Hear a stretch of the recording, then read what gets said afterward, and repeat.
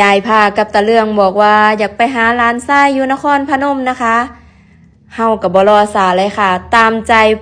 ปู่กับย่านะคะเพิ่นอยากไปหาหลานเพิ่นนะคะทุกคนคะก่อนจะออกเดินทางเฮาก็สิมาเตรียมเสบียงเฮาก่อนนะคะทุกคนคะเอาน้ำให้สดชื่นก่อนที่จะเดินทางนะคะ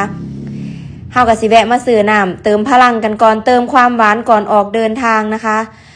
ถ้าพ่อก็ถ้าแม่ก็ปีนึงก็สิได้พ่อร้านอยู่2 เทื่อ 3 เทื่อนะคะเพราะว่าร้านไส้ข่อยเพิ่นอยู่นครปฐมนะคะอาศัยอยู่กับอ้ายกับพี่ไส้แล้วก็พี่สะใภ้นะคะโดนเพิ่นก็สิมาบ้านเทื่อนึงเนาะทุกคนค่ะปีนึงก็สิเทื่อนึง2 เทื่อจังซี่นะร้านมานครพนมแม่ข่อยเพิ่นก็เลยอยากไปหาร้านอยู่นครพนมข่อยก็เลยพาไปก่อนไปฮอดเฮาก็สิแวะมาซื้อเฮ็ดไปฝากทอดองเพิ่นก่อนนะคะทุกคนค่ะเซียนเฮ็ดได้แวะซื้อเฮ็ดเพราะว่าอยู่บ้านเฮามันบ่มีเฮ็ดละโงกนะคะมันมีแต่เฮ็ดพวกเฮ็ดเผิงนะคะเฮ็ดเผิงก็ได้ไปฝากดองเพิ่นก็อยากซื้อเฮ็ดละโงกไปฝากดองนะคะก็ได้แวะซื้อข้างทางนะคะ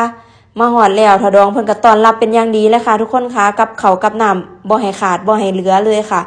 หลายแห้งทุกคนค่ะมีแต่แนวแซ่บๆหลังจากนั้นนะคะทีมงานเพิ่นก็บอกว่าอยากกินไอติมเฮาก็จัดไปเลยค่ะไอติมให้ทุกคนแบบจุกๆเลยไผย่างเข้ามาก็ให้กินเบิดสุขุสุคนแบ่งปันกันทุกคนนะคะทุกคนค่ะนี่ล่ะค่ะน้ำใจเล็กๆน้อยๆจากเฮานะคะความสุขเล็กๆน้อยๆที่ได้เห็นทุกคนมีความสุขกับการที่เฮาเดินทางไปมาหาสู่กันนะคะทุกคนค่ะข่อยก็พ่อยมีความสุขไปนำที่เห็นหลานที่เห็นเฒ่าดองแม่ข่อยพูดเพิ่นยิ้มเปื่อยๆเด้ดองแม่ข่อยงามเด้อันนี้จะเป็นพี่สะใภ้เด้อค่ะนั่งเฝ้ารถอยู่นี่ผู้บริหารไอติมมื้อนี้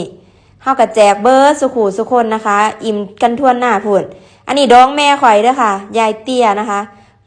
แซ่บเพิ่นว่าไอติมมาดามแซ่บหลายเพิ่นนะจักสิเอาคำใดมาเว้าเนาะทุกคนค่ะข่อยเห็นแบบนี้ข่อยก็พลอยมีความสุขไปนำเห็นครอบครัวเห็นรอยยิ้มเห็นทุกคนรอบข้างนะคะเพิ่นมีความสุขกับการที่เฮาไปเยี่ยมไปเยียนเพิ่นไปมาหาสู่กันนี่แหละค่ะคำว่าพี่น้อง